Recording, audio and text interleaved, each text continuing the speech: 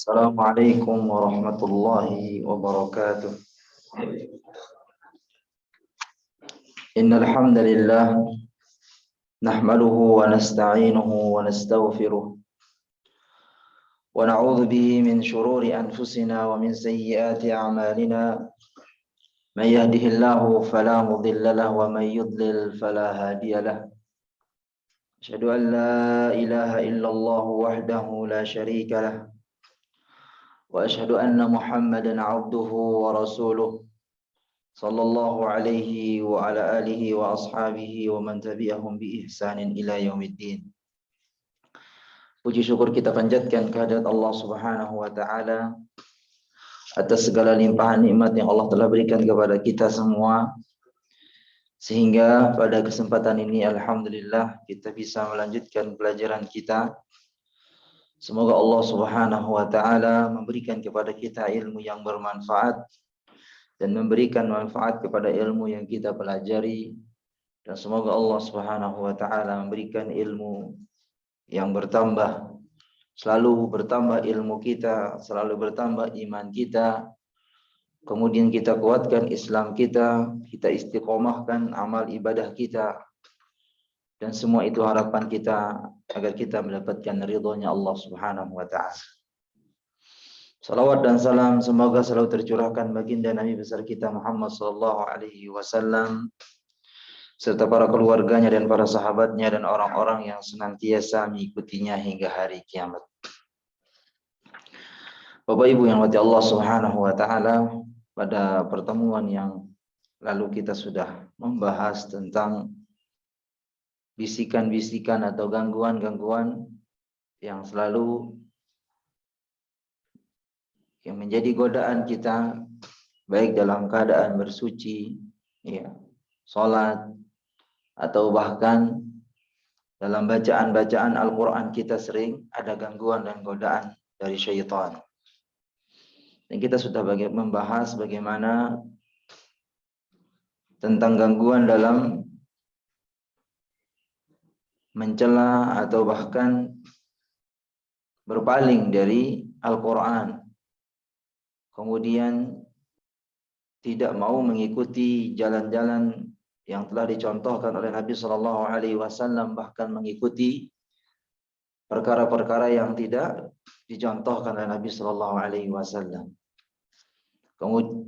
Kemudian mengikuti hawa nafsu dan syahwat, dan senantiasa suka melakukan kesombongan, suka berbangga diri atau melakukan kerusakan di atas muka bumi, dan tidak maunya mereka kembali kepada ulama, atau tidak maunya mereka memahami Al-Quran atau tidak memahami agama ini, atau dalam istilah kita mereka tidak mau belajar ilmu agama, merasa cukup dengan apa yang mereka terima dari pelajaran-pelajaran orang-orang yang terdahulu. Kemudian mereka tidak mempelajari dengan mendalami Al-Quran atau mempelajari sunnah, atau bahkan orang yang ta'assub kepada beberapa mazhab. Dan inilah pembahasan kita pada pertemuan kita yang lalu. Kemudian kita akan masuk pembahasan tentang pada pagi hari ini, pembahasan yang ke-9, yaitu at-taswif fit taubah wal inabah ila Allah azza wa jalla. Qala al-muallif hafizahullah ta'ala, at-taswif fit taubah wal inabah ila Allah azza wa jalla. Pembahasan yang berikutnya adalah yaitu at-taswif.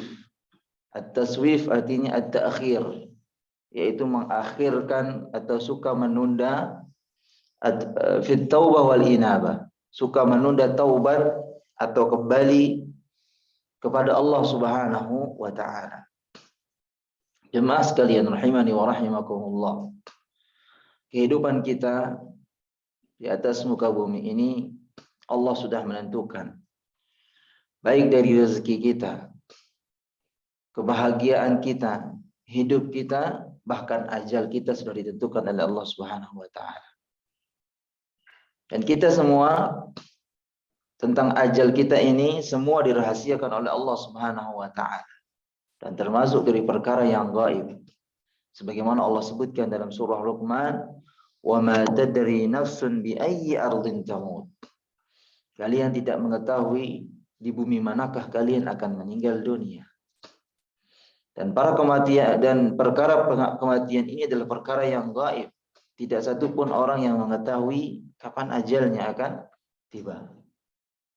Karena kalau ajal sudah tiba, kata Allah, fa idza jaa ajaluhum la yastakhiruna sa'atan wala yaqdimun. La yastakhiruna sa'atan wala yastaqdimun. Jadi apabila datang ajal ini, kata Allah Subhanahu wa taala, tidak ada yang mampu mengakhirkan ajal tersebut atau menunda ajal tersebut. Atau tidak ada yang mampu untuk mendahului ajal. Tidak ada yang mampu. Termasuk orang yang membunuh diri bagaimana? Termasuk orang yang membunuh diri. Karena memang kalau dia membunuh diri pada saat itu sudah ajal. Ada orang yang melempar dirinya dari atas ketinggian. Ketika dia melempar dirinya, ternyata dia terbantu di bawah. Berarti kalau dia selamat, bukan ajalnya. Ada orang yang menggantungkan diri, ternyata keplesetnya tidak sampai tali itu mengikat lehernya. Berarti dia selamat. Bukan di situ ujung ajalnya. Dan lain sebagainya. Kejadian-kejadian yang begitu banyak kejadian di atas muka bumi ini. Tatkala ada orang yang berdiri di pinggir jalan, kemudian ada mobil yang begitu kencang datang dari belakang, namun sedikit lagi dia akan kena, namun Allah Subhanahu wa taala selamatkan. Berarti dia termasuk orang yang diselamatkan oleh Allah Subhanahu wa taala.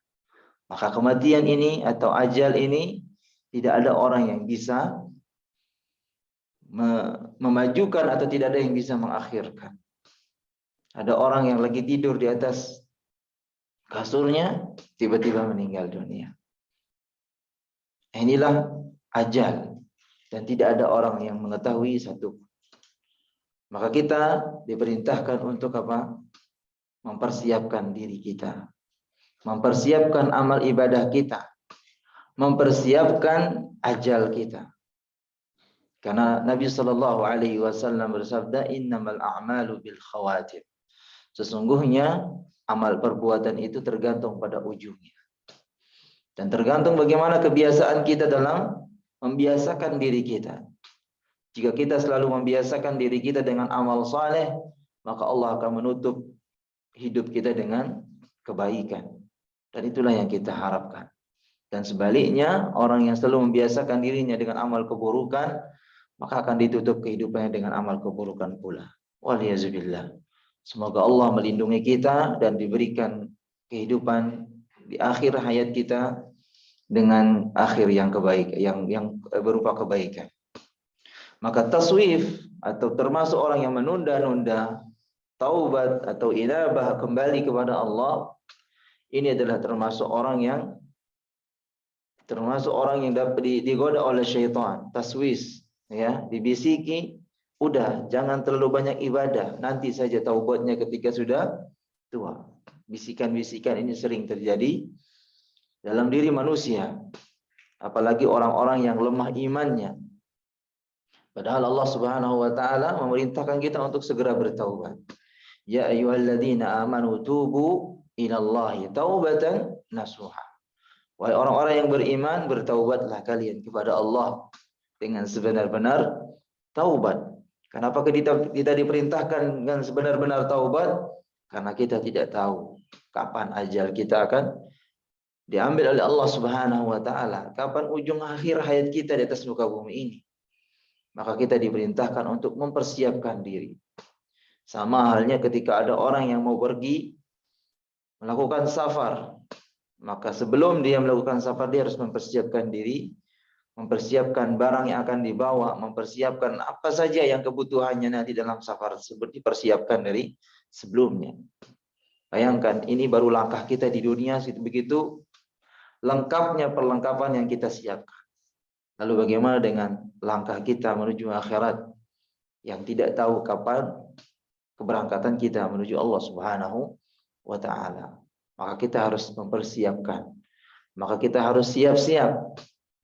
Tidak ada yang istilah nanti kalau sudah tua baru taubat.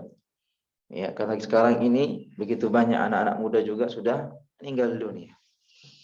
Sudah banyak yang dipanggil oleh Allah Subhanahu wa taala di masa muda mereka.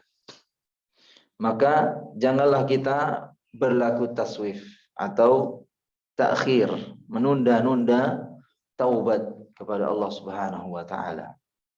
Wa anibu ilallahi wa aslimu lah, kata Allah. Kembalilah kalian kepada Allah dan serahkan diri kita kepada Allah Subhanahu wa taala. Kita selalu mengingat Allah dimanapun kita berada. Jadi kita mengakui diri kita ini bahwasanya akan kembali kepada Allah Subhanahu wa taala. Mau bagaimanapun keadaan kita, bahagiakah atau dalam keadaan susah, semuanya harus kita ingat kepada Allah Subhanahu wa taala. Terlebih kita mengingat Allah Subhanahu wa taala dalam keadaan bahagia. Karena kebanyakan orang ketika mereka mendapatkan kenikmatan dari Allah Subhanahu wa taala, mendapatkan kebahagiaan dari Allah Subhanahu wa taala, mengingat Allah Subhanahu wa taala itu sedikit sekali. Karena mereka menghabiskan waktu-waktu kebahagiaan mereka ya demi menikmati kehidupan dunia ini. Waliyazubillah. Maka orang yang bahagia, yang hakiki adalah bagaimana dia menjalankan aktivitas ibadah kepada Allah Subhanahu wa taala dan terus mereka istiqomah dalam ketaatannya tersebut. Kemudian mereka juga mendapatkan kenikmatan dunia, dengan nikmat dunia itu dia semakin dekat kepada Allah Subhanahu wa taala. Ini kebahagiaan yang jarang kita dapatkan. Ya, terkadang ada orang yang kaya dan kaya banget tetapi mereka lupa kepada Allah Subhanahu wa taala. Terkadang ada orang yang susah banget dalam kehidupan mereka, namun mereka selalu taat kepada Allah Subhanahu wa taala. Dan inilah salah satu contoh kehidupan kita yang harus kita selalu renungi, yang harus kita selalu pelajari dalam kehidupan kita. Jadi belajar bukan hanya kita duduk membaca atau mempelajari suatu ilmu, tapi belajar itu bagaimana juga kita mempelajari kehidupan. Bagaimana kehidupan kita ini semakin hari apakah semakin bertambah amal ibadah kita.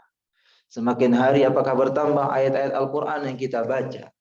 Semakin hari apakah salat kita semakin khusyuk ataukah semakin banyak pikiran. Karena banyak orang yang sudah masuk dalam salatnya, pikirannya kembali kepada hal-hal yang tadi terlupakan ketika mereka masuk sebelum salat.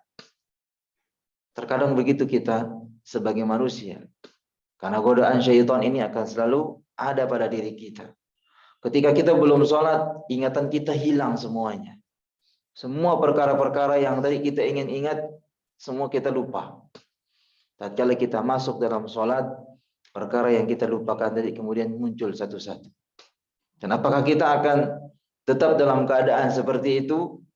Kalau kita tergelimang dengan pikiran kita atau terus kita ikuti pikiran kita tersebut, maka kita tidak tahu bacaan imam yang akan dibaca.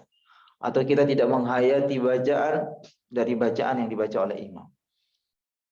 Nah, inilah kebanyakan di antara kita yang selalu taswif, menunda-nunda taubat kepada Allah Subhanahu wa taala. Kemudian yang ke-10 atau pembahasan yang selanjutnya, at-taharruk minaz zawaj, yaitu lari dari pernikahan. Ya, mungkin sedikit di antara orang-orang yang lari dari pernikahan ini karena kebanyakan di antara manusia memang sudah Allah Subhanahu wa taala ciptakan dalam diri mereka fitrah yang suci, dan dalam fitrah tersebut Allah ciptakan keinginan, kemauan, yang mana dari kemauan ini Allah sudah jadikan antara laki-laki dan perempuan sudah sebagai pasangan hidup mereka masing-masing. Namun orang-orang yang lari dari pernikahan ini adalah orang-orang yang belum memiliki kesiapan dalam bertanggung jawab membina rumah tangga. Atau ada bisikan dalam diri mereka tentang bagaimana nanti perjuangan hidup mereka bersama dalam rumah tangga, apakah mereka akan mendapatkan kebahagiaan atau kesusahan. Ini antara orang-orang yang masih bimbang dalam kehidupan mereka. Belum mantap keinginan mereka atau belum mantap keyakinan mereka bagaimana nanti dalam kehidupan itu. Dan mungkin masing-masing kita sudah merasakan itu semua. Kita semua yang hadir di sini sudah berkeluarga, bahkan sudah memiliki cucu, sudah memiliki keturunan yang begitu banyak, keluarga besar. Dan itu kita rasakan. Dan ternyata ya ketika kita masih muda, pikiran-pikiran kita yang nanti apa kita mau kasih makan anak orang, itu adalah hal-hal yang menjadi gangguan dari syaitan. Ada orang ketika menikah, kapan kamu menikah? Ditanya oleh seseorang, saya belum siap, belum tahu nanti pada saat saya menikah, saya belum tahu apa yang akan saya kasih anak orang makan. Kepikiran dengan hal itu. Namun dia tidak ingat bahwasanya di atas sana ada Allah Subhanahu wa taala yang sudah menentukan rezeki orang masing-masing. Ya, bahkan dalam satu kandungan dua orang yang lahir dalam keadaan kembar. Kalau kita ibarat dalam keadaan satu keluarga yang berada, tapi dua anak ini nanti kalau sudah besar akan berbeda rezekinya. Satu keluarga, satu orang tua, anggap orang tuanya orang yang kaya. Tetapi dua anak yang lahir ini kembar dari satu perut ibunya, ya, satu rahim. Dia memiliki karakter yang berbeda dan memiliki rezeki yang berbeda. Tidak akan pernah sama. Ternyata yang satu diberikan ya kemudahan oleh Allah Subhanahu wa taala dalam kehidupannya, dan yang satunya diberikan kesulitan dalam kehidupan dunianya. Dan itu sering kita jumpai. Banyak orang-orang yang kaya tatkala mereka sudah dewasa, beranjak dewasa, ya, antara saudaranya, saudara kandungnya, mereka berselisih pendapat. Bukan hanya gara-gara satu harta. Karena gara-gara satu harta itulah anak yang tadinya tidak mau bergelimang dengan harta. Tidak suka dengan harta yang terlalu banyak atau bahkan berpoya-poya. Dia lebih memahami hakikat kehidupan dunia ini yang tujuannya akhirat. Ternyata dia menyisihkan dirinya. Lebih baik saya tinggal di daerah orang atau merantau, memilih mencari kehidupan sendiri. Akhirnya dia pergi ke kota, tinggal sendiri, dan dia bekerja keras. Kemudian keluarganya yang tadi bersenang-senang di kampung atau di kota yang lain atau di luar negeri, ya, mendapatkan kenikmatan, dia biarkan saja. Namun kebaktiannya tetap dia memohon kepada Allah agar kebaktiannya kepada orang tuanya selalu dia berikan. Ini antara dua anak yang satu rahim saja berbeda. Berbeda sisi pandangan mereka, bahkan berbeda rezeki yang Allah tentukan bagi mereka. Lalu apa yang harus kita pertimbangkan? Memang sih butuh kita rencana. Perencanaan pernikahan itu butuh. Kemudian persiapan butuh. Tetapi apakah iya kita lupakan hal yang di atas yang akan selalu memberikan pertolongan kepada kita? Wasta'inu bis sabri was salah. Mohon perlindungan kepada Allah Subhanahu wa taala dengan kesabaran, dengan salat, memperbanyak salat. Kemudian mohon perlindungan kepada Allah, mohon pertolongan kepada Allah, yakin dengan ayat Allah Subhanahu wa taala, iyyaka na'budu wa iyyaka nasta'in. Hanya kepada Engkau lah kami menyembah dan hanya kepada Engkau lah kami mohon pertolongan. Dan itu terjadi pada kisah diri saya, yang mana tatkala itu saya duduk di dalam bangku kuliahan yang masih sangat belia sekali. Di kampus Libya itu ada 3 tingkatan. Ya, tingkatan pertama i'dad, dan alhamdulillah itu 2 tahun saya selesai. Pada tahun yang ketiga, ya, yaitu masuk takmili, dan itu hanya setahun ditempuh. Dan saya masuk pada semester pertama di takmili itu, Allah takdirkan saya untuk menikah. Pada saat itu memang orang-orang belum ada yang sanggup untuk menikah. Ya, masa-masa itu belum ada yang sanggup untuk menikah karena memang sangat bawah sekali posisinya. Ibaratnya ya dapat dari mukafa'ah atau dapat bantuan dari kampus itu sekitar 500.000. 500.000 belum lagi ngekos, belum makan. Apa yang kita pikirkan? Ya, begitu banyak kebutuhan yang harus kita beli dan kebutuhan-kebutuhan yang lainnya harus kita keluarkan biayanya. Tetapi bismillah, semua Allah pasti mudahkan. Dengan azam yang kuat dan tatkala jodoh sudah ada di hadapan kita, bismillah. Kepada Allah kita berserah diri. Dan alhamdulillah ketika tekad kuat itu ada, ya, sebelum akad nikah, Allah Subhanahu wa taala berikan kemudahan. Yang tadinya tidak ada uang yang saya pegang 1 peso enggak ada. Tapi Allah berikan kemudahan, tiba-tiba ada orang yang memberikan bantuan yang sejenisnya. Ketika saya cerita saya ingin menikah, dia cuma sekedar cerita saja. Ibaratnya cerita ini bukan kita mengadu atau meminta kepada manusia, tidak. Mungkin karena sebab cerita ini Allah berikan kemudahan dari rezeki yang Allah tidak sangka-sangka. Akhirnya Allah mudahkan di tahun 2012. Pada saat itu semester 1 takmili, Allah mudahkan saya untuk menikah. Dengan begitu banyak perjalanan, yang mana pada saat itu gaji saya masih 500.000 per bulan. 500.000 itu sangat-sangat minim kalau kita bilang. Tetapi saya tidak pernah ragu, pasti Allah berikan pertolongan.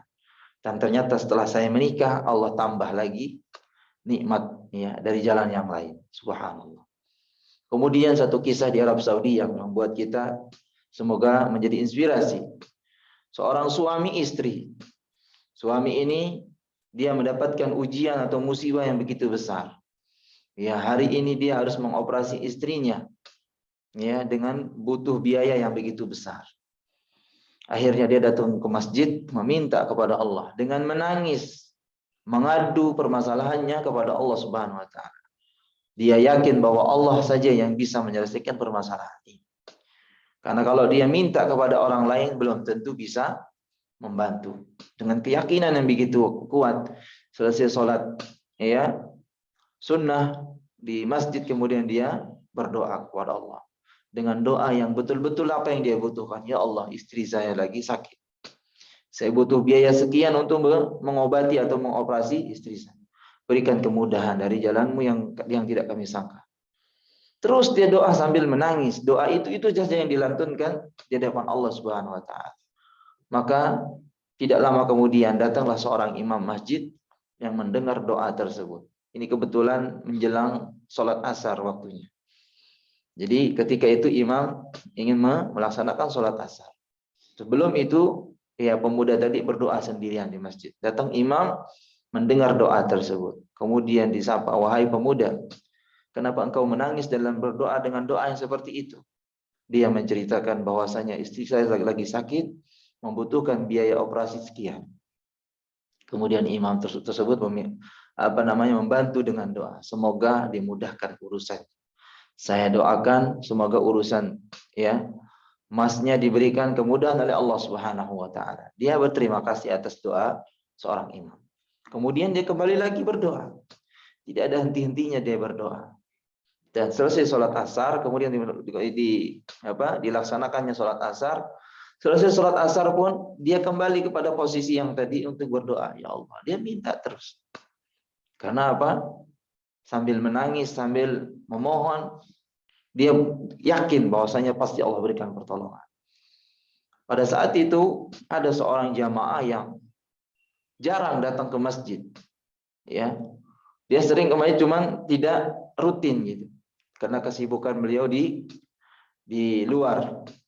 Akhirnya dia datang ke masjid dan menjumpai seorang imam. Wahai imam, saya mohon maaf jarang datang ke masjid karena beberapa kesibukan di luar sana. Akhirnya sang imam memaklumi kesibukannya. Ada apa? Kebetulan saya datang ke sini ingin membawa zakat saya dan mohon kepada Ustadz untuk menyampaikan zakat ini kepada orang yang membutuhkan. Masya Allah, si sang imam ini tertegun dengan kejadian ini. Kemudian dia bertanya, berapa yang kamu bawa dari zakatmu? Disebutkan dengan jumlah yang sama dengan jumlah yang dibutuhkan oleh sang pemuda tadi. Saya membawa sekian. Coba ulangi, seperti imam ini tidak yakin dengan apa yang terjadi. Disebut jumlahnya dengan sama dengan jumlah yang dibutuhkan si pemuda tadi. Akhirnya dia panggil pemuda yang sedang berdoa khusyuk di hadapan Allah Subhanahu wa taala. Tolong kesini sebentar. Dipanggil pemuda tersebut, kemudian apa? Tolong ceritakan kisahmu kepada si bapak ini. Diceritakanlah semuanya. Maka si bapak ini secara langsung mendengarkan kisahnya, kemudian uang yang dia pegang tadi dengan gemetar dia menyerahkan. Saya serahkan uang ini kepada masnya, kemudian berangkat. Bawa istrinya ke rumah sakit untuk dioperasi. Subhanallah. Dengan begitu mudah Allah Subhanahu wa taala memberikan jalan kepada hamba-hambanya dalam kesulitan. Dan semua kita ya, terlebih dalam pandemi yang belum berhenti ini, ya, masing-masing orang mendapatkan kesulitan. Tapi masing-masing orang juga mendapatkan jalan keluar dari pandemi ini. Begitu banyak pedagang-pedagang sana yang mereka tidak sangka-sangka dari pandemi ini semakin banyak rezeki mereka. Nah, makanya berkaitan dengan pernikahan ini jangan pernah ya berpikir bahwasanya kita mau kasih apa anak orang nanti ketika menikah.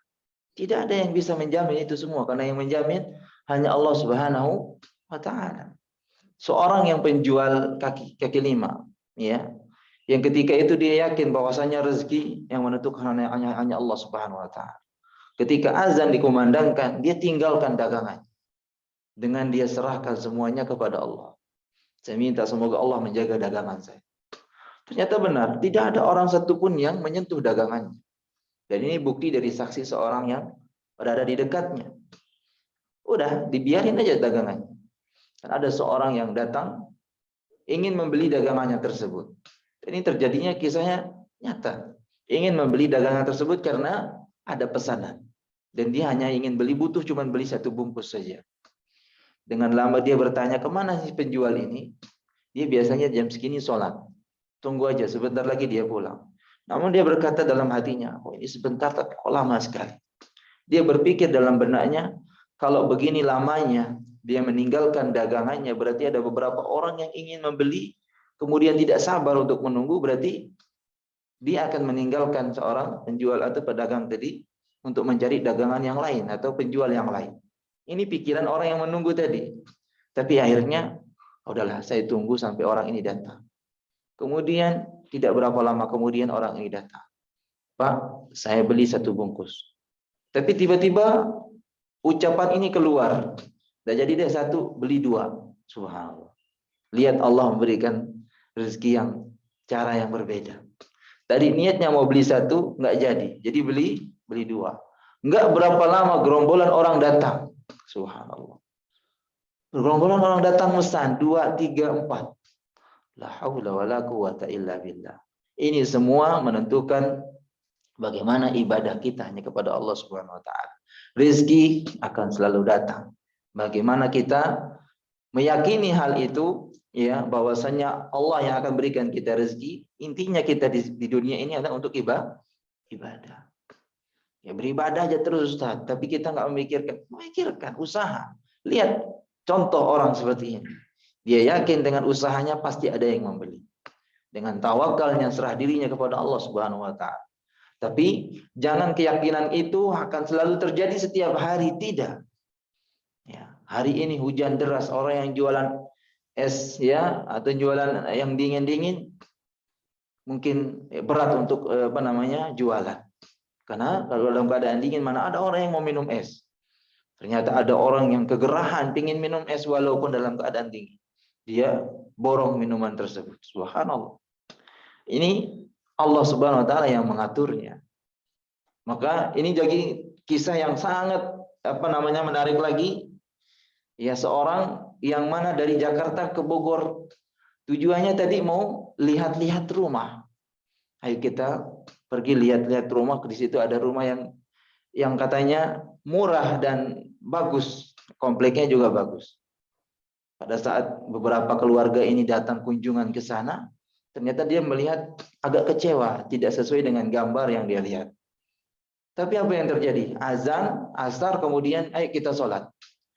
Baru kita mau orang tersebut melangkah dari komplek yang tadi tempat mereka ingin kunjungan beli lihat-lihat rumah. Di pinggir rumah itu ada warung kecil. Warung kecil hanya sekedar menjualan snack-snack kecil dan minuman. Anak-anak yang dia bawa haus, mau ingin minum, udah bergerombolan mereka masuk ke sana. Yang tadinya cuma mau beli minuman, bukan hanya minuman yang dibeli, bahkan makanan yang begitu banyak. Beli roti dan kue-kue kering yang lainnya. Subhanallah. Berarti kita datang, katanya mereka, dari Jakarta cuma mau beli si orang ini saja. Yang tadi yang kita niatkan apa? Cari rumah, nggak ada yang dikomunikasikan satupun. Akhirnya setelah beli makanan dan minuman, sholat, pulang. Cuma itu doang. Yang tadi perjalanannya lika-liku kecil sempit gang masuk semuanya. Subhanallah. Ini cara Allah memberikan rezeki kepada hamba-hambanya. Maka jangan pernah takut tentang rezeki yang Allah berikan kepada kita. Masalah makan, alhamdulillah. Kita tidak pernah lapar dalam sehari itu pasti makan. Dan apa yang kita makan itu telah merupakan rezeki dari Allah Subhanahu wa taala. Maka jangan pernah takut atau bahkan ya mewanti-wanti anak-anak kita. Nah, nanti kalau nikah harus punya persiapan yang ini begini dan lain sebagainya. Yang dia sebutkan persiapan itu adalah persiapan duniawi. Tidak dia sebutkan persiapan tentang agama mereka. Karena menikah ini bukan sehari dua hari. Ya, kalau orang yang tidak kuat agamanya dalam pernikahan, seminggu, 2 minggu, sebulan, 2 bulan, selesai urusan. Ada masalah dalam rumah tangga mereka, langsung ucapan mereka tentang cerai keluar. Ini orang-orang yang tidak bertanggung jawab dalam pernikahan mereka. Dan itu banyak terjadi karena anak-anak muda yang sekarang mengandalkan pernikahan dengan hawa nafsu saja. Bayangkan persiapan mereka luar biasa. Pernikahan mereka, tempat pernikahan mereka paling termewah. Undangan yang mereka undang begitu banyak, para undangan yang mereka bikin suatu undangan. Subhanallah. Tetapi baru sehari, 2 hari, seminggu, 2 minggu dalam hubungan rumah tangga mereka retak semuanya. Apa punya gunanya terus itu resepsi yang begitu mewah, pengeluaran yang begitu banyak, persiapan yang begitu matang, apa gunanya? Kalau ternyata baru hanya sebulan menikah sudah cerai. Alhamdulillah. Tapi ada orang yang pernikahannya sederhana saja. Pakaiannya sederhana, pakaian yang biasa dipakai untuk sholat. Kemudian mas kawinnya sederhana, hanya perangkat alat sholat. Ya, atau ada yang pernikahannya hanya mas kawinnya Al-Quran. Atau hanya sekedar uang jumlah yang sangat sedikit. Tetapi pernikahan mereka langgang sampai puluhan tahun. Sampai mereka mati. Sampai mereka meninggal dunia. Subhanallah. Ini tidak bisa kita prediksi. Semuanya masing-masing sudah ditentukan oleh Allah Subhanahu wa taala. Yang paling kita perlu siapkan dalam pernikahan adalah mental agama kita yang harus kita kuatkan. Karena begitu banyak pemuda-pemuda sekarang menikah bukan hanya menikah karena Allah Subhanahu wa taala. Mereka menikah karena hawa nafsu mereka. Tatkala mereka sebelum menikah mereka mengucapkan kata-kata romantis yang begitu indah kepada pasangan mereka. Tatkala mereka sudah menikah sebulan 2 bulan, kata-kata itu hilang semuanya. Nah, ini dalam perkara pernikahan memang harus kita butuh persiapan. Tapi persiapan yang dimaksud di sini bagaimana mempersiapkan dengan matang dalam perkara agama kita. Karena yang akan membimbing hidup kita ini bukan keuangan kita, bukan pemasukan dan pengeluaran kita. Tapi yang akan membimbing kehidupan kita dalam rumah tangga adalah agama kita. Ya. Jadi jangan lari dari perkara pernikahan. Semua pernikahan itu pasti akan dimudahkan oleh Allah Subhanahu wa taala selama kita yakin bahwasanya Allah akan memberikan jalan keluar dari semua kesulitan kita. Di sini disebutkan wal katsir yaf'aluhu mukhafatal mas'uliyah. Ya, begitu banyak orang yang khawatir tentang tanggung jawab mereka dalam kehidupan rumah tangga. Jadi yang menjadi permasalahan dalam rumah tangga ini kekhawatiran tentang tanggung jawab mereka.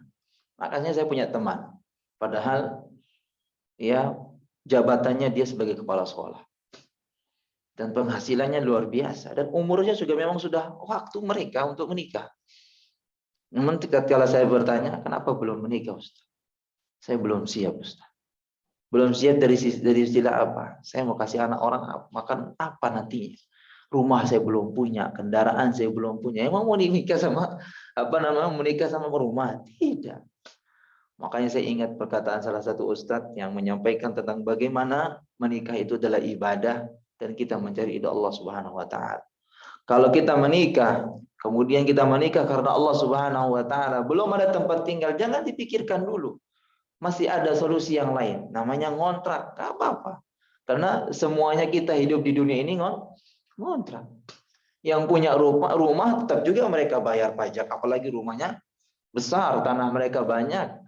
Pasti mereka bayar pajak, ya. Apalagi ya walaupun mereka rumah pribadi, tapi tidak akan selamanya rumah pribadi itu akan dimiliki olehnya. Ya, anaknya cuma satu, ya. Kemudian memiliki aset yang begitu banyak, rumahnya di mana-mana. Tapi anaknya cuma satu. Dan kalau Allah panggil dia, atau sang istrinya dipanggil duluan, atau sang ayahnya dipanggil duluan, udah.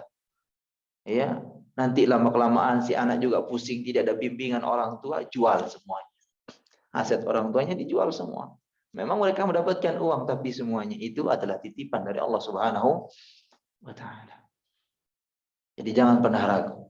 Memang tanggung jawab itu besar, tapi harus kita belajar. Jangan hanya sekedar mengatakan saya belum siap. Ya, makanya kebanyakan orang lari dari pernikahan ini karena tidak mau bertanggung jawab dengan yang lebih banyak lagi. Ternyata ada kenikmatan dan keindahan di sana. Bagaimana kita bisa bertanggung jawab. Kemudian yang tadinya ya kesulitan itu ada, tapi Allah berikan dengan cara yang lain. Jadi ini yang terjadi di kalangan orang banyak. Ya makhafatul mas'uliyah. Khawatir tidak bisa bertanggung jawab. Za'amu, mereka berprasangka seperti itu. Wa nahwi dzalik minal a'dzari al-wahiyah, ya, atau bahkan yang lainnya dari perkara-perkara hal yang sepele, yang lemah. Ya, alasan-alasan yang lemah, alasan-alasan yang tidak kuat. Ya, mungkin Bapak lebih tahu, banyak orang-orang yang sekarang beralasan nikah yang tadi alasan yang utama adalah belum punya tempat tinggal. Ya, sampai sekarang juga alhamdulillah saya belum punya tempat tinggal, tapi Allah berikan kemudahan. Ya, masih ngontrak posisi di rumah sekarang ini, tetapi Allah mudahkan semuanya. Subhanallah. Dan kita semua ya dalam posisi ngontrak. Ya, nanti suatu saat kita akan diambil oleh Allah Subhanahu wa taala, semua yang kita miliki itu akan dimiliki orang lain lagi. Makanya banyak di antara tetangga-tetangga kita sekarang di rumah-rumah yang tadinya tetangga kita kuat, akhirnya karena lemah ekonomi mereka, turun penghasilan mereka, rumah itu dijual. Akhirnya dia pindah ke tempat yang lain, rumah ini dimiliki oleh orang lain lagi, dan seterusnya. Akan terjadi seperti itu. Kemudian wahada taharrub yufdi ila mafasidin katsirah wa akhtarin 'azimah. Dari kerusakan ini, orang yang lari dari pernikahan adalah sebuah kerusakan, akan menjadi kerusakan yang begitu banyak atau kekhawatiran yang begitu besar. Jadi orang yang lari dari pernikahan ini akan menimbulkan kerusakan pada diri mereka. Apa kerusakan yang akan terjadi? Orang yang berlari dari pernikahan, mereka akan menghalalkan segala cara. Bahkan di luar sana, ya mereka menghalalkan perzinahan. Waliyazubillah. Inilah sebab mereka lari dari pernikahan. Banyak orang sekarang, kenapa banyak janda? Karena ya tadi, ya karena mereka tidak bertanggung jawab dalam rumah tangga mereka.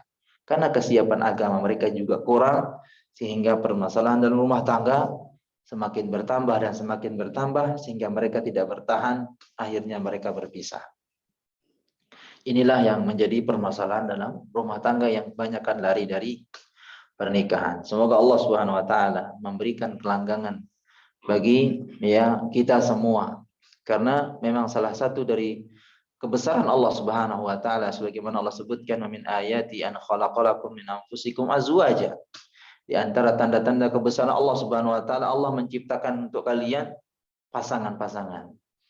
Wa ja'ala bainakum mawaddatan wa rahmah. Dan Allah menjadikan di antara kalian saling kasih sayang, saling mencintai. Ya, itulah fungsi ya salah satu dari pernikahan tersebut. Semoga Allah berikan kelanggangan dalam rumah tangga kita, diberikan kemudahan rezeki, menjadikan mendapatkan keturunan yang soleh dan salihah. Kemudian kita diwafatkan dalam keadaan husnul khatimah. Inilah harapan sederhana ya bagi setiap manusia. Kemudian yang selanjutnya adalah al-iktsar minan naum li ghairi hajah, yaitu banyak tidur, ya. Banyak tidur padahal ya apa istilahnya ya? Banyak tidur ini sebenarnya dia tidak butuh tidur, tapi ya sudah, saya tidur dulu, ya. Padahal kerjaan yang di luar sana banyak, tapi mereka lebih banyak apa namanya? Kalau istilah sekarang kalangan rebahan, ya. Apa namanya? Posisi sudah enak gitu.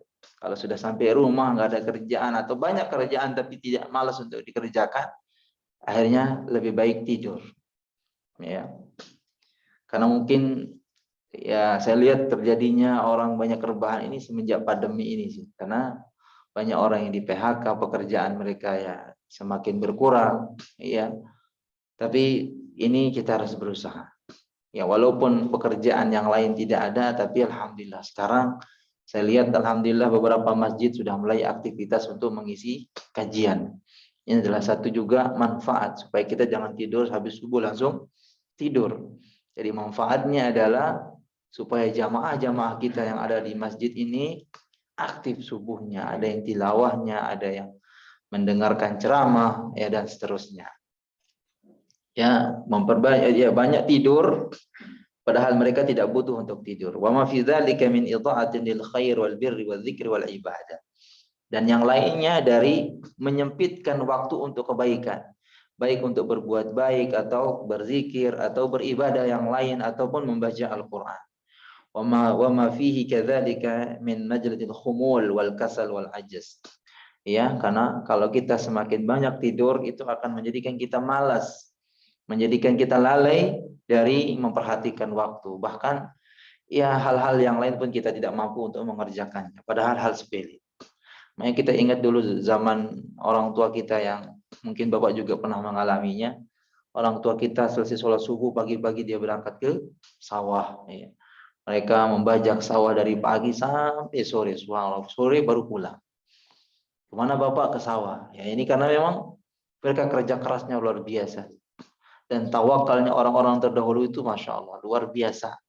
Walaupun mereka petani, tapi anak-anak mereka sekolah ya dengan sekolah-sekolah yang tinggi. Subhanallah. Ini ya karena apa? Karena mereka banyak aktivitas di waktu subuh. Ya, terlebih pada pagi hari ini kita memperbanyak aktivitas-aktivitas yang berzikir, beribadah kepada Allah Subhanahu wa taala. Kemudian yang berikutnya adalah al-ifrat fi tanawulit ta'am wasyarab, yaitu berlebih-lebihan dalam makan dan minum. Ini harus kita hati-hati ya, karena Allah sebutkan dalam firman-Nya dalam surah Al-A'raf, "Kulu washrabu wa la tusrifu innallaha la yuhibbul musrifin." Makan dan minumlah kalian, jangan berlebih-lebihan karena Allah tidak menyukai orang-orang yang berlebihan. Ya banyak kita lihat ya sekarang ini resepsi makanan yang mereka buat begitu banyak. Tetapi ketika para tamu undangan datang, dia hanya mencicipi, katanya beda selera, akhirnya ditinggalkan. Ya, makanan tersebut banyak bertumpukan di meja, tidak dihabiskan. Nah, kalau kita mendapatkan undangan dari teman atau kita makan sendiri, ya makan kalau bisa secukupnya dulu. Ya, ambil yang secukupnya untuk kebutuhan kita. Ternyata masih lapar, ya tambah sedikit lah. Ya, dan alhamdulillah, ya apa yang kita makan itu rezeki kita. Ada orang yang makan buah, makan yang daging atau yang lain itu dari rezeki kita. Maka secukupnya kita makan, jangan terlalu berlebihan. Ada orang yang suka makan daging, tapi berlebihan dia makan daging. Akhirnya naik tensinya, ya pusing kepalanya, sakit. Nah, ini karena sebab berlebihan. Ya, apalagi orang yang punya riwayat penyakit dari makanan dan makanan yang punya pantangan, harus dijaga. Ya, jadi jangan terlalu berlebihan dalam makan dan minum. Jadi makan dan minum ini juga punya porsi, karena kalau semakin banyak makanan yang dimasukkan dalam perut kita, itu akan membuat kita malas untuk ibadah. Ya, banyak orang yang ketika makan banyak, akhirnya dia baru belajar atau baru sholat sudah ngantuk. Karena makanan yang banyak masuk ke dalam perutnya ini membuatnya malas untuk ibadah. Sebagaimana yang disebutkan sebuah hadis dari Miqdam bin Ma'ad Al-Kindi radhiyallahu anhu, qala sami'tu Rasulullah sallallahu alaihi wasallam yaqul ma mala'a adamiyyan wi'a'an syarran min batni.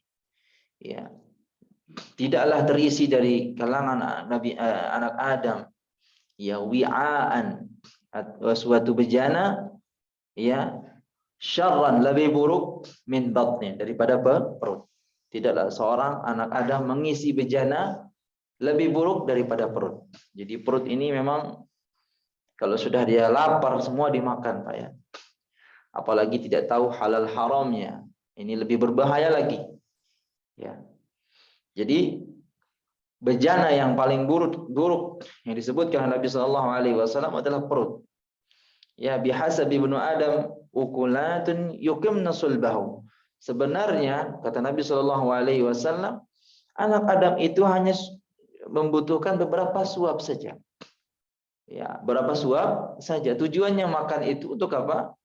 Yuqimna sulbahu, untuk menegakkan punggung mereka, supaya mereka tidak, kalau lapar itu kan sakit perut kita, Pak.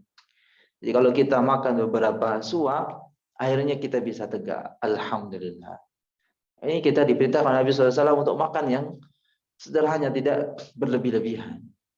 Ya, makanya sekarang banyak orang sakit karena sebab makanan. Semua dimakan. Terlebih jenis makanan di zaman kita sekarang ini, masya Allah, yang menjadi sebuah penghasilan yang sangat besar karena kuliner atau jenis-jenis makanan yang begitu banyak. Ya. Kemudian kata Nabi SAW, fa in kana la mahalah, ya, kalau memang tidak mampu untuk makan secukupnya, ya, tidak mampu untuk beberapa suap saja, tidak ada jalan lain, ya, maka kata Nabi SAW berikan solusi, fasulusun li ta'amihi, maka sepertiga untuk makan, wasulusun li syarabihi, sepertiga untuk minum, wasulusun li nafasihi, dan sepertiga untuk nafas. Kalangan para ulama mengatakan hadis ini sebenarnya lemah, tapi dari sisi makna itu sangat kuat sekali. Ya, tetapi di sini Syekh Albani rahimahullahu taala menjadikan hadis ini menjadi hadis yang hasan karena dari sisi maknanya sangat kuat, dan bukan berdasarkan kita makan sebagai patokan bahwasanya sepertiga untuk makan, sepertiga untuk minum, sepertiga untuk bernapas. Silahkan kita makan, tapi jangan sampai berlebih-lebihan. Ada batasnya. Makanya ketika kita lapar, kemudian kita makan 1-2 suap itu sangat nikmat, Pak, ya. Sangat nikmat, 1-2-3 suap sangat nikmat. Tetapi tatkala kita mulai nambah, kenikmatan tadi berubah. Agak gimana ya? Datang enaknya kita. Padahal makanan itu enak sekali, Pak. Tapi mulai agak enak. Apalagi nambah ketiga kalinya, udah gak kuat. Nah, ini berarti kita diperintahkan mencicipinya saja. Wah, ini kayaknya enak. Ya udah cicipi saja. Apalagi kalau orang yang ada di kondangan, Pak, ya, karena makanannya banyak, udah itu dicicipi semuanya. Subhanallah, ini semuanya makannya banyak-banyak semua, ngambilnya banyak semua. Ya, piringnya sampai penuh semua. Ini habis lontong, makan sate, habis sate makan nasi, habis makan nasi makan apa lagi, Pak? Padahal lontong sama nasi sama, ya. Ya, apalagi minum es, ada es krim, ada es buah, ada es jeruk dan lain semua dinikmati. Masya Allah. Nggak ada berhentinya makan. Berarti orang yang makan seperti itu dia lupa baca bismillah. Karena kalau dia sudah kebanyakan makan, ya temannya bukan dia yang makan itu, tapi mereka siapa? Ya, ada orang yang kedua yang sedang makan mengikuti dalam tubuhnya. Ya. Makanya ketika waktu saya nguruqyah seorang perempuan karyawan toko baju waktu itu, ya, saya dikasih tahu sama yang punya toko, Ustadz, dia tadi makan 8 piring. Masya Allah. 8 piring, iya. Porsinya cuma 1 piring sedikit, malah nggak sampai 8 piring. Tapi saya hitung tadi, Ustadz. Saya bingung, saya hitung. Kok bisa saya hitung, katanya. Ketika saya tanya, siapa teman kamu makan ini, sekeliling saya banyak, tapi padahal dia cuma sendiri di situ, gitu. Ya, padahal dia katakan sekeliling saya banyak teman saya makan. Nah, akhirnya mencurigakan yang seperti itu, saya coba ruqyah, ternyata Memang benar ya. Baru kita bacakan ayat kursi saja dia sudah teriak. Nah, ini buktinya bahwasanya orang tersebut ya kelihatan gitu. Banyak melamun, banyak makan, ya ngomongnya nggak jelas, ya kemana-mana ngelantur. Ya ini kita obati dengan ruqyah. Baik, ini dia solusi dari Nabi Shallallahu Alaihi Wasallam. Jangan terlampau berlebih-lebihan ketika kita makan dan minum, secukupnya saja. Bahkan kita diperintahkan untuk memperbanyak puasa sunnah. Ya. Bukan hanya makan terus. Ya. Hidup kita di sini bukan untuk makan, tapi hidup kita untuk ibadah. Kalau orang hidupnya untuk makan itu tidak bedanya dengan binatang di sana, mereka juga makan. Ya, tapi ya mereka setiap hari nggak pernah mikirkan apa yang mereka makan. Yang penting ada di hadapannya dimakan. Tapi kita sebagai manusia yang beriman, yang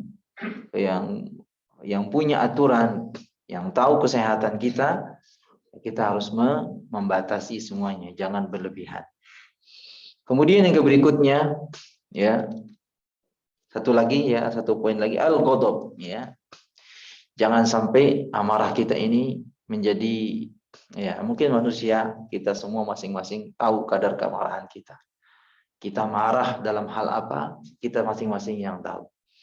Maka dari kemarahan kita ini jangan terlalu dilepas. Ya, harus bisa kita kontrol, harus bisa kita tahan. Karena Nabi Shallallahu Alaihi Wasallam, tatkala ada seorang yang datang kepada beliau, berikan kepada nasihat kepada kami, ya beliau Shallallahu Alaihi Wasallam berikan nasihat kepada sahabatnya, jangan suka marah. Faraddada miraran. Kemudian beliau mengulangi, la taghdab, la taghdab, la taghdab. Jangan marah dan jangan marah. Karena memang marah ini adalah suatu puncak yang menjadi muncul kerusakan. Ya, yang tadinya gelas nggak ada salahnya dibanting, ya kan? Padahal gelas nggak ada salahnya, Pak. Meja yang ada di hadapannya dibanting juga. Semua apa yang ada di depannya menjadi masalah. Rusak semuanya. Karena sebab apa? Marah. Bahkan yang hubungannya tadi ya menjadi rusak, menjadi retak. Karena sebab apa? Marah. Jadi Nabi SAW memerintahkan kalau kita lagi marah dalam keadaan berdiri duduk. Ya, kalau bisa kita menghindar dulu. Kalau lagi mau marah, menghindar dulu. Kenapa? Khawatir kalau kita marah, apa yang ada di hadapan kita habis semuanya. Bahkan baru kemarin terjadi di bulan Januari yang lalu, ya ada seorang sahabat waktu kecil di kampung, ya itu videonya divideoin sama tetangga. Gara-gara dia punya hutang, ya. Kemudian orang yang tempatnya berhutang ini datang mau nagih hutangnya. Lagi dia tidur, lagi nyenyak tidurnya, dibangunin sama istrinya, marah dia. Gara-gara dibangunin sama istrinya. Nah, lagi pusing, mikirin mana mungkin solusinya untuk bisa melunasi hutang. Jadi dia tidur itu untuk menghilangkan rasa pusingnya. Dibangunkan, sebagus cara dibangunkan sama istrinya, dia ngamuk, ya. Sampai dia marah-marah, ibu saya nggak pernah saya dibangunkan sama ibu saya kalau lagi tidur itu. Disebut semua kebaikan ibunya yang selama ini membiarkan dia tidur gitu.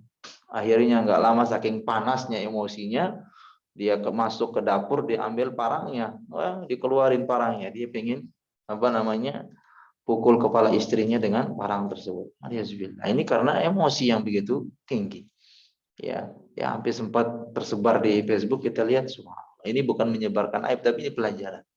Ya, karena apa? Karena tidak bisa menahan amarah. Apa yang akan terjadi? Karena dorongan syaitan, ya, dorongan yang begitu kuat yang akan menjatuhkan dalam kebinasaan, ya, sampai orang yang tercintanya pun akan habis dihantam dengan barang yang tajam, ya. Ini pisau yang itu loh, Pak, yang bengkok itu, celurit. Itu yang dia bawa, sampai marah. Tetangga yang di sampingnya semua diusir sampai memainkan celuritnya itu supaya dikertakan sebenarnya. Coba yang tadi datang yang mau nagih itu akhirnya nggak berani, ya. Takut karena melihat celuritnya dikeluarin, akhirnya dia pulang. Ini amarah, ya, harus ditahan. Kata beliau di sini, wa huwa min akbari madakhil syaitan. Marah itu adalah paling besar yang akan menjadikan memicu ya seorang terganggu dengan syaitan. Ya, syaitan akan bertepuk tangan, akan tertawa melihat kita semakin memuncak amarah kita. Untuk apa? Li ifsadil alaqah. Ternyata marah itu untuk merusak hubungan kita. Hubungan bainal ikhwah, persaudaraan kita, wal aqarib, kemudian dengan kerabat kita, wal ahbab, kemudian dengan kasih sayang atau suami istri, ya, orang tua. Ini karena sebab amarah. Jadi kita harus menahan atau mengontrol amarah kita, jangan sampai terlampau melewati batas. Ya boleh marah, tapi sebatasnya. Maka kata Nabi Shallallahu Alaihi Wasallam adalah orang yang mendapatkan cintanya Allah Subhanahu Wa Taala adalah orang yang sebenarnya dia bisa marah, meluapkan amarahnya, namun dia bisa menahan marahnya. Ini adalah mendapatkan kecintaan Allah Subhanahu Wa Taala. Terlebih dengan anak-anak kita mungkin masya Allah, ya apalagi anak-anak yang masih kecil yang tadinya udah ibunya udah beres-beres ya, udah rapi, udah nyaman, ingin istirahat dengan lelahnya melihat rumah berantakan, datang anaknya atau bangun anaknya lagi, semua yang rapi tadi berantakan lagi.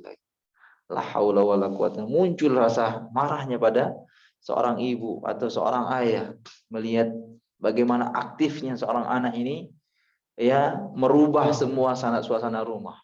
Tadinya sudah bersih, nyaman, tapi dirubah dengan suasana seperti di mana Pak? Kayak di pasar semuanya. Udah rapi-rapi diberantakin lagi.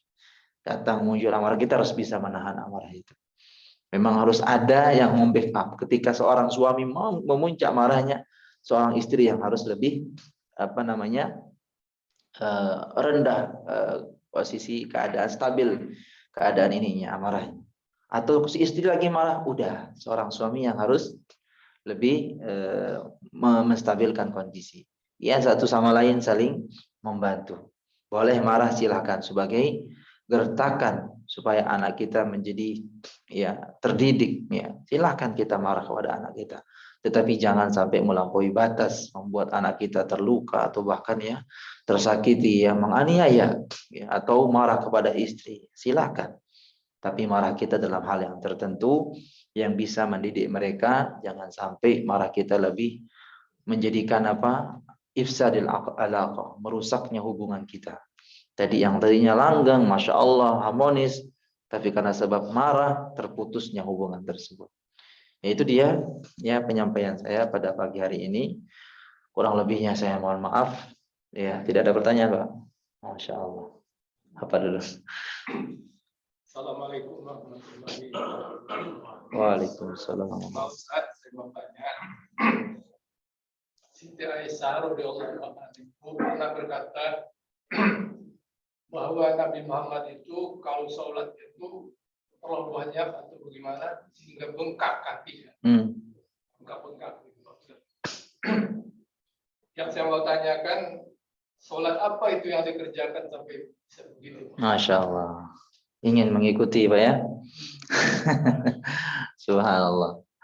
Inilah yang diberikan kelebihan oleh kepada Nabi SAW, Allah Subhanahu Wa Taala. Ya kalau kita mengikuti jejak Nabi jauh Pak, jauh. Makanya saya hanya menyampaikan satu hadis. Ada 3 orang datang kepada Nabi SAW bertanya tentang ibadahnya Nabi. Sama pertanyaan sama Bapak. Apa sih yang dilakukan oleh Nabi Muhammad? Ibadahnya apa yang dilakukan? Ya sampai semua, padahal dosa-dosanya sudah diampuni oleh Allah. Ya, yang tadi kesalahannya tetap diampuni oleh Allah Subhanahu Wa Taala. Apa yang dilakukan? Kemudian Aisyah menjawab, kana khuluquhu kal Quran. Akhlak Nabi itu ya seperti Al-Quran. Apa yang ada di Al-Quran itu yang diamalkan oleh Nabi SAW. Akhirnya 3 sahabat ini menganggap, oh berarti yang dilakukan oleh Nabi SAW sangat sedikit. Faqalluha. Mereka merendahkan amalan Nabi SAW. Akhirnya apa? Ini kaitannya juga dengan pembahasan kita tadi. Akhirnya 3 sahabat ini yang pertama dia mengatakan apa? Kalau saya akan terus sholat malam. Ini Pak. Pertama, saya akan terus sholat malam. Ya, dan saya tidak akan tidur. Terus sholat malam, tidak akan tidur. Berarti dia siap bergadang untuk apa? Sholat malam. Sholat malam ini baik atau tidak Pak? Baik. Siapa yang nggak mengatakan ini baik? Baik sekali. Kemudian yang kedua, yang mengatakan, oh, kalau saya mau puasa terus. Setiap hari saya puasa dan dia tidak berbuka. Baik nggak puasa, Pak? Baik. Tapi jadi masalah di sini apa? Dia tidak akan berbuka. Kemudian yang ketiga, yang ketiga ini saya tidak akan menikahi wanita. Tujuannya apa? Mungkin dia supaya fokus ibadah. Tapi ini salah. Ternyata menikah itu juga ibadah. Akhirnya setelah didengar oleh Nabi SAW apa yang disampaikan 3 sahabatnya, apa dia katakan Nabi SAW? Ya, saya lebih takwa kepada kalian dan saya lebih takut kepada Allah Subhanahu wa Ta'ala, kata Nabi SAW. Tetapi apa? Saya sholat, saya pun tidur. Saya puasa, saya pun berbuka, kata Nabi. Dan saya pun menikahi wanita. Bahkan istri Nabi SAW banyak. Dan ini kekhususan Nabi SAW. Kata Nabi SAW, man raghiba an sunnati falaysa min. Barang siapa yang tidak suka dengan sunnahku, maka bukan golonganku. Baik, pertanyaan Bapak, apa yang dilakukan oleh Nabi SAW? Tentunya ibadah. Pada sholat malam ini, dari semenjak sholat isya sampai sebelum sholat fajar atau sholat subuh, silahkan Bapak mau sholat apa saja. Sholat sunnah di situ silahkan. Nah di sini bebas waktunya. Ya, memperbanyak zikir, memperbanyak, tapi ibadah yang dicontoh oleh Nabi SAW tentunya, yaitu sholat tahajud, sholat malam, dari semenjak sholat isya sampai menjelang subuh. Silahkan. Bapak sempatnya ternyata selesai sholat isya, saya sempatkan waktu saya. Bapak sholat 2 rakaat sholat sunnah ba'diyah isya, kemudian Bapak tutup dengan sholat witir 1 rakaat. Nanti menjelang sebelum subuh jam 4 Bapak bangun, Bapak sholat 2 rakaat sholat qiyamul lail. Sudah cukup. Ya, karena kemampuan Bapak seperti itu. Tapi kalau memang Bapak mampu seperti Nabi SAW, yang mana Nabi SAW tidur selesai sholat isya, Nabi SAW tidak ada aktivitas lain. Istirahat beliau. Beliau bangun jam 1 atau jam 2 sampai sebelum subuh, waktunya sekitar, kalau kita itu sekitar jam 4 ya. Jadi jam 4 itu udah selesai ibadahnya Nabi SAW. Jam 4 tidur lagi beliau. Jadi sebelum subuh itu beliau tidur lagi. Pas mau azan beberapa menit lagi beliau bangun. Subhanallah. Beliau mandi, kemudian berangkat ke masjid. Dan itu rutin. Dan sholat malamnya Nabi SAW sangat lama. Itu yang membuatnya kakinya Nabi SAW bengkak. Yang 1 rakaat saja berapa, Pak? Berapa lama? Kalau kita hitung surat Al-Baqarah, kemudian surat An-Nisa, kemudian surat Ali Imran. Kalau Bapak hafal, bagus ya. Itu 1 rakaat, Pak. Itu yang 1 rakaat.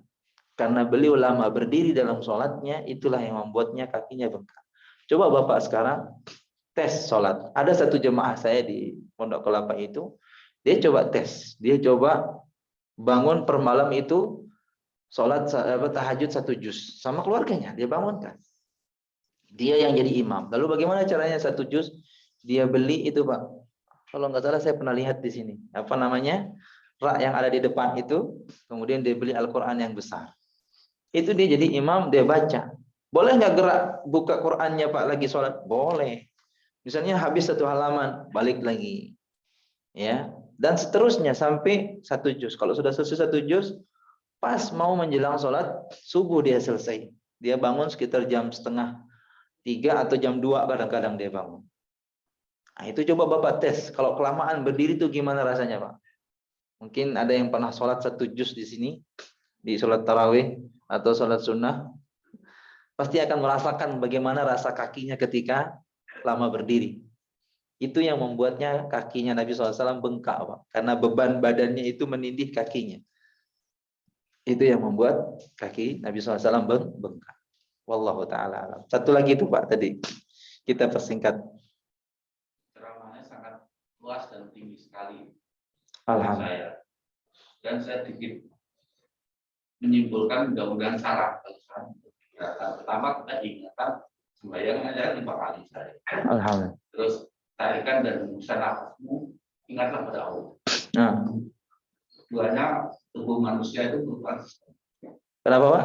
Tubuh manusia. Tubuh. Sistem ada otak di kanan, hipotalamus dan pituitari yang merupakan sistemnya. Dan berhenti makan sebelum kenyang ada kaitannya mungkin. Tubuh manusia perlu karbo, protein, lemak, vitamin, serta air. Kalau tidak seimbang, ya kemungkinan kurang bagus. Kaitannya dengan ada asam urat dan lain-lain. Dan lain-lain. Ada kaitannya juga dengan racun-racun yang ada di dalam tubuh. Kedua, istilahnya ada positive power of mind. Masya Allah.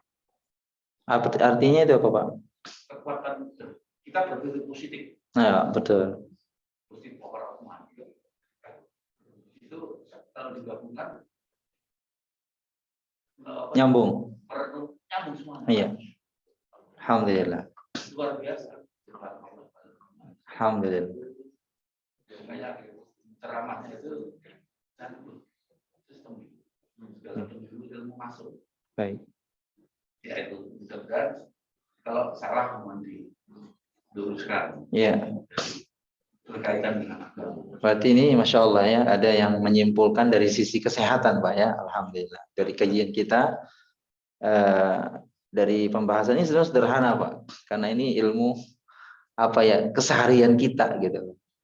Jadi kita rasakan semua. Bahkan Masya Allah tadi beliau menyampaikan bagaimana ya sistem tubuh manusia dalam mencerna makanan. Ya memang berlebih-lebihan itu tidak baik. Semuanya tidak berlebihan tidak baik Pak. Dalam hal apapun, bukan hanya sekedar makanan saja. Berlebihan dalam harta juga tidak baik. Itu akan menjadikan manusia sombong, mengakui dirinya lebih memiliki atau yang lainnya. Ya, semuanya hal-hal yang berlebihan itu tidak baik. Yang lebih pas adalah bagaimana kita menyikapi dengan pertengahan semuanya. Jadi umat manusia ini Allah jadikan wasata, ya, pertengahan semuanya. Posisinya pertengahan dalam segala hal. Tapi dalam ilmu itu porsinya harus lebih banyak karena ini beda, karena itu yang akan membimbing kita, yang akan mengarahkan kita kepada jalan yang lebih baik untuk mendapatkan ridha Allah Subhanahu wa taala. Terima kasih Pak atas masukannya. Alhamdulillah, memang itu kaitannya Islam harus minimal ada yang bagian kesehatan untuk bisa menyimpulkan atau bisa memberikan sinkron istilahnya Pak ya. Ya persamaan gitu supaya kita lebih yakin gitu. Karena kadang-kadang kalau kita datang ke dokter, Pak saya penyakitnya begini-begini, langsung dikasih tahu begini obatnya. Yakin nggak Pak kita dengan apa yang disampaikan dokter? Kadang-kadang yakin kita Masya Allah luar biasa over gitu. Saya yakin. Akhirnya harus disarankan beli obat ini segalanya. Mau menghabiskan berapa juta pun rela kita. Demi apa Pak? Demi kesehatan kita. Padahal Allah sudah memberikan kita jalan yang paling mudah, yaitu menjaga makanan, jangan berlebih-lebihan, ya. Kemudian memperbanyak ibadah yang lainnya agar tubuh kita ini tidak diam saja gitu. Nah itu solusinya. Terima kasih Pak.